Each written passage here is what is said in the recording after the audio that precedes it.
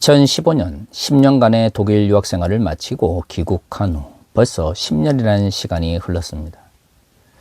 지난 10년간의 시간들을 돌이켜보면 한국교회의 문제점을 지적하며 대안을 제시하기 위하여 노력하였던 시간이라고 정의할 수 있을 것 같습니다. 물론 문제점을 바르게 인식하고 그것에 대한 대안을 내어놓는다고 해서 변해가는 시대를 반드시 막을 수 있는 것만은 아닙니다. 사실 과거 교회사를 살펴보면 한 시대의 몰락을 지켜보는 개혁자들이나 혹은 비판자들도 많았다는 것을 우리는 알 수 있습니다. 2020년 코로나 팬데믹 이후 한국 사회에서 본격적으로 목소리를 내기 시작했던 기독교 극우 세력의 부상은 사실 제가 귀국하고 나서 지속적으로 경고했던 일이었습니다.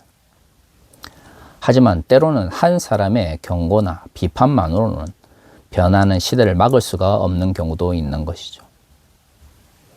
2025년 한국교회는 몰락의 기로에 서 있습니다. 귀국 후 계속해서 이대로 가다가는 한국교회가 몰락에 설 수밖에 없다라는 이야기를 했었습니다. 하지만 제 능력의 한계이기도 하고 또한 시대의 몰락이기도 한 이러한 현실 속에서 개인이 할 수 있는 것은 제한적일 수밖에 없더라고요. 그럼에도 불구하고 제가 한국의 현실에 대해서 계속해서 비판하는 것은 한국교회가 몰락의 기로에 서 있다고 할지라도 그들의 잘못에 동의하지 않기 때문에 그들에게 쉽게 타협하지 않겠다라고 하는 제 나름대로의 신앙의 양심이 존재했기 때문입니다. 2020년 코로나 팬데믹 이후 가장 큰 한국교회의 변화는 극우 기독교 세력이 공적 영역에서 본격적으로 정치 세력화를 추구했다라고 하는 것입니다. 물론 모든 그리스도인들은 시민으로서 정치적 영역에 참여할 수 있는 권리를 가지고 있습니다. 하지만 칼 바르트가 밝힌 것처럼 그리스도인의 정치적 참여는 하나님 나라의 가치를 실현하기 위한 것이어야지 교회의 이권이나 기독교 집단의 이해관계를 위해서 정치적 권력을 추구해서는 안 됩니다. 그러한 경우 교회는 정치 도구화 되는 것이죠. 그것은 단순한 정치적 몰락이 아니라 신앙의 왜곡으로 이어질 수밖에 없는 것입니다.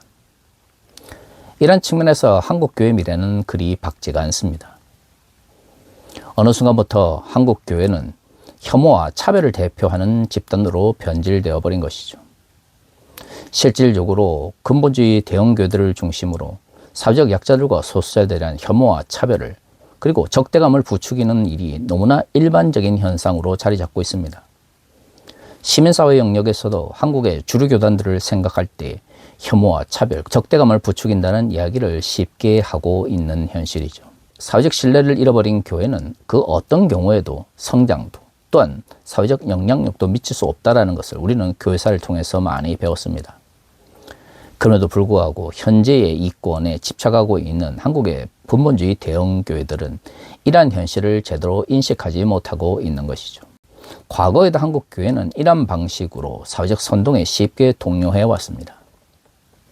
7, 80년대 한국 사회를 봅시다.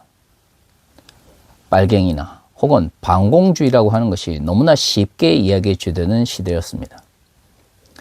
그 당시에 빨갱이 이데올로기를 적극적으로 외쳤던 이들은 실질적으로는 북한 사람들을 만나서 그들이 어떤 생각을 가지고 있는지에 대해서 전혀 알지 못했던 사람들이고요. 북한 정권이나 혹은 북한의 역사에 대해서 깊이 있는 조회를 가지고 있는 사람들도 없었습니다. 반공을 외쳤던 이들도 마찬가지죠. 소련이나 중공으로 대표되어지던 공산주의자들과 자신들이 가지고 있는 이데올로기에 대해서 심도 있게 이야기를 나눠본 사람들은 거의 존재하지 않았습니다. 그럼에도 불구하고 자신들의 이권을 위해서 혹은 반대급부 때문에 빨갱이 이데올로기를 그리고 반공주의를 선동의 정치를 위해서 사용했던 것이죠. 오늘날에도 그러한 선동의 정치에 참여하는 이들이 가지고 있는 특징은 비슷합니다. 반동성애를 외치는 이들 중에서 성적 소수자들에 대한 전문적인 지식을 가지고 있는 이들이 얼마나 됩니까? 특히 한국 교회에서 반동성애를 외쳤던 목사님들이나 혹은 교회 지도자들을 보면 성적 소수자들을 만나서 실질적으로 이야기를 나눠보거나 그들과 대화를 나눠본 사람들은 거의 존재하지 않았습니다. 오늘날 중국인에 대한 혐오를 부추기는 이들도 마찬가지죠. 이미 한국 사회에는 많은 중국인 이민자들이 들어와 있습니다. 그들은 한국 사회 여러 곳에서 중요한 역할을 감당하고 있죠. 오히려 최근에는 여러 가지 다양한 사회적 약자들과 소수자들에 대한 혐오가 잘 먹히지 않으니까 오히려 중국인들에 대한 혐오와 차별을 정당화하려고 하는 이들이 공적 영역에서 목소리를 내고 있습니다. 안타깝게도 이것은 한국 교회 내에서 더욱 심화된 모습으로 나타나고 있는 것이죠. 하지만 그들 중에 중국 문화나 중국 역사에 대해서 제대로 연구하거나 고민해 본 사람들은 거의 존재하지 않습니다. 사실 이런 식으로 특정한 집단이나 계층에 대한 혐오와 차별 그리고 적대감을 부추기는 이들은 실질적으로는 그들을 만나보지 못했거나 그들을 제대로 알지 못하기 때문에 쉽게 이런 선동의 정치에 참여할 수 있는 것입니다. 우리가 누군가와 인격적 관계를 맺고 그들을 제대로 알면 함부로 혐오와 차별을 부추길 수 없는 것이죠. 그리고 가장 중요한 것은 특정 분야의 전문가들이라면 이런 식으로 혐오와 차별 그리고 적대감이라고 하는 부정적인 감정을 사회적 영역에서 함부로 사용하지 않습니다. 정말로 문제가 있다면 구체적으로 어떤 문제를 가지고 있는지, 그 문제가 가지고 있는 원인이 무엇인지를 제시해서 그 문제 자체를 해결하려고 하는 것이죠. 그것이 바로 사회적 문제에 대해서 고민하는 전문가들과 선동의 정치를 통해서 반대 극복을 노리거나 혹은 자신들의 감정의 배설 대상을 찾는 잘못된 군중의 심리의 차이인 것이죠. 그렇다면 왜 한국 교회는 21세기 들어서 급속하게 혐오와 차별을 정당화하는 집단으로 전락했을까요? 제가 보기에는 한국 사회는 과거에 권위주의적인 체제에서 벗어나 더 성숙한 민주주의를 향하여 달려나가고 있는데요. 이에 반해서 종교적 권위주의에 사로잡혀 있는 한국의 근본주의 대형 교회들은 구시대적 인식으로부터 자유롭지 못하기 때문에 발생하는 것이라고 생각을 합니다. 한국교회는 여전히 권위주의 지도자들이 큰 영향력을 미치고 있는 공간입니다. 7, 80년대 한국교회가 앞으로는 종교 분리를 외치면서 실질적으로는 군사 독재와 결탁하는 가운데서 성경을 했죠. 그것이 가능했던 것은 한국 사회가 권위주의적인 정치 체제에 의해서 지배를 받고 있었고 교회 역시도 종교적 위계 구조로부터 자유롭지 못했기 때문입니다. 권위주의 지도자들을 통해서 급격한 성장을 이끌고 싶은 욕망이 정치적 영역과 종교적 영역에 잘 맞아떨어졌던 결과가 바로 종교의 결탁이었던 것이죠. 하지만 87년 체제 이후 특히 2000년대 들어서 한국 사회는 급속하게 민주화되고 있습니다. 물론 12.3 내란 사태로 인하여 한국의 민주주의가 잠시 멈추는 것처럼 보이기도 했지만 어떻든 제대로 된 방향에서 나아가고 있는 것이 오늘날 우리 현실이죠. 이러한 한국 사회 변화에 비해서 과연 한국교회는 어떠한 변화에 직면해 있습니까? 더 나은 방향으로 나아가기보다는 오히려 퇴행의 모습을 보이고 있습니다. 그것이 종교적 위계구조가 가지고 있는 부정적인 영향력을 제대로 해결하지 못한, 그래서 권위주의 지도자들에게 집착하는 한국교회의 모습인 것이죠. 그런데 말이죠, 우리의 현실은 그렇다 할지라도 과연 성경에서 가르치고 있는 목회라고 하는 것이 이러한 권위주의 지도자에 대한 맹목적인 복종을 부추기는 것일까요? 결코 그렇지 않습니다.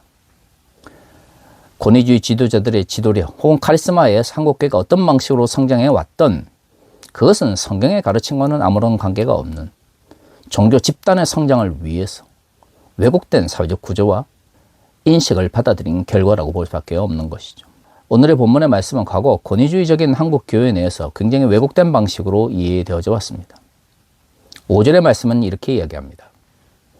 젊은 자들아, 이와 같이 장로들에게 순종하고 다 서로 겸손으로 허리를 동이라. 하나님은 교만한 자를 대적하시되 겸손한 자들에게는 은혜를 주시느니라. 이 본문 9절만 읽으면 젊은 사람들은 나이가 든 사람들에게 맹목적으로 복종해야 되는 것이 하나님의 뜻인 것처럼 여겨질 수 있습니다. 실질적으로 담임 목사님들이 성도들을 자신의 말을 듣도록 하도록 하기 위해서 이 말씀을 많이 인용을 했던 것이죠. 그런데 생각해 보십시다. 전후 문맥 속에서 과연 이것은 어떤 의미를 가지고 있을까요? 지난번에 우리가 살펴본 것처럼 여기서 말하는 복종의 대상인 장로들이라고 하는 것은 예수께서 맡기신 목회 사역을 잘 감당하는 목자들이라는 것을 알 수 있습니다. 그들은 성도들을 통해서 더러운 이득을 취하지 않고요. 예수 그리스도께서 그러셨던 것처럼 자신을 위해서가 아니라 양을 위해서 자신을 헌신하는 그런 종교 지도자들을 의미하는 것이죠. 이것을 가장 잘 표현하고 있는 것이 본을 보이다라고 하는 표현이었습니다. 그렇죠. 교회의 지도자들은 권위에 의존해서 맹목적인 복종을 요구하는 것이 아니라 본을 보임으로써 성도들이 자발적으로 따라올 수 있도록 하는 것이 목회의 가장 기본인 것을 알 수가 있습니다.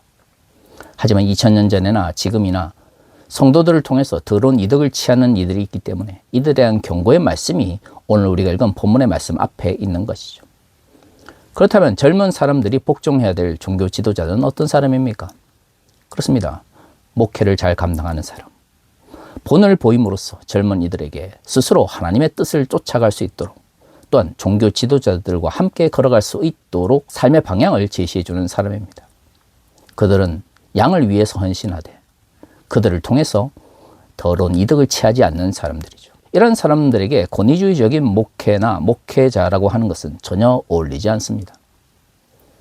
그러한 사람에게 바로 순종할 것을 이야기하고 있는 것이죠. 권위주의적인 잘못된 사유방식에서 벗어나 주께서 맡기신 올바른 목회의 길을 걸어가는 사람에게 젊은 사람들이 막무가내로 거절하거나 반대할 이유는 없는 것이죠. 올바른 목회를 해 나간다는 전제하에서 젊은이들이 그들에게 순종하지 않는 것을 교만하다라고 말하고 있습니다. 오늘 본문에서 잘 알 수 있는 것처럼 베드로전서의 공동체는 고난 가운데서 어려움을 겪고 있는 공동체였습니다. 그래서 믿음으로부터 떠날 수 있는 가능성이 굉장히 높은 상황이었죠.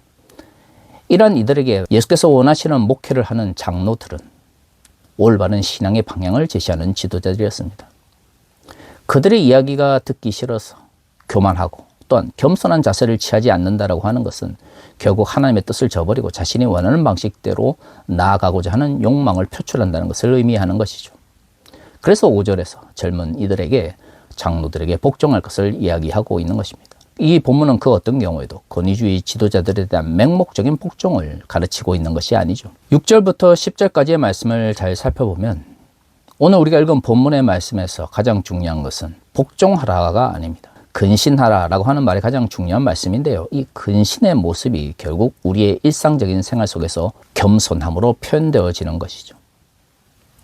다시 말해 종교 지도자들에 대한 맹목적인 복종과 권위주의 지도자들을 정당하기 위해서 오늘의 본문이 쓰여진 것이 아니라 고난 가운데 있는 그리스도인들이 그것을 극복할 수 있는 유일한 길은 근신하여 겸손히 자신을 돌아보는 것이다 라는 것을 말하고 있는 것입니다. 8절과 9절을 살펴보면 고난 가운데 있는 이들이 근신하지 않고 교만한 가운데서 올바른 신앙의 방향을 따라가지 않을 때 우는 사자와 같이 그리스도인들을 대적하는 이들에 의해서 신앙에서 떨어져 나갈 수 있다는 것을 말하고 있는 것이죠. 오늘의 본문을 잘 살펴보면 사실 과거 한국 교회를 지배하였던 권위주의 지배도자들에 대한 비판적 말씀이라는 것을 너무나 잘 알 수 있고요. 고난과 어려움 가운데 있을수록 근신하며 겸손해야 하는 것이 그리스도인들의 삶의 자세라는 것을 더욱 잘 알 수 있습니다. 이것을 젊은 이들과 장로의 관계 속에서 말했다고 하는 것은 결국 목회라고 하는 것은 고난 가운데서도 근신하며 또한 겸손한 자세로 성도들을 섬기는 것, 그리고 그러한 삶의 모범을 보이는 교회 지도자들을 향하여 성도들이 존경을 보내며 함께 예수 그리스도의 본을 닮아가는 것이라는 것을 알 수가 있는 것이죠. 그럼에도 불구하고 과거 한국교회에서는 이 말씀이 권위주의 지도자들에 대한 맹목적인 복종을 정당화하는 말씀으로 사용되었습니다. 저는 그런 식으로 오늘의 본문을 왜곡하신 분들이 이 본문을 제대로 이해하지 못했기 때문이다라고 말하고 싶지는 않습니다. 오히려 그들은 그 본문을 알고서도 자신의 이해관계에 따라서 이권을 위해서 하나님의 말씀을 왜곡시킨 것이죠. 문제는 그러한 하나님 말씀의 왜곡이 너무나 오랜 기간 동안 한국교회에서 당연한 것처럼 받아들여졌고요. 그 어느 누구도 거기에 대해서 비판을 하거나 의문을 제기하지 않았다고 하는 것입니다. 구시대적인 관습들이 모여 오늘날 한국교회를 권위주의적인 공동체로 만들어버렸고요. 혐오와 차별을 정당하기 위해서 하나님의 말씀을 남용하는 집단으로 변질시켜버린 것이죠. 하지만 그것은 그 어떤 경우에도 성경이 말하고 있는 목회의 본래 모습이 아닙니다. 그 어떤 경우에도 성경은 권위주의 지도자들에 대한 맹목적인 복종을 목회다라고 가르치고 있지 않습니다. 오히려 그것은 목회를 변질시키는 왜곡된 가치관이며 교회를 왜곡된 사회적 집단으로 이끄는 죄악된 가르침이다라고 말할 수가 있는 것이죠. 사랑하는 성도 여러분, 21세기 한국교회 몰락 앞에서 우리가 목회에 대해서 다시 한번 깊이 있는 성찰이 필요한 시기를 맞이했습니다. 언제까지 한국교회가 혐오와 차별을 정당화하는 집단으로 인식되어야 되겠습니까?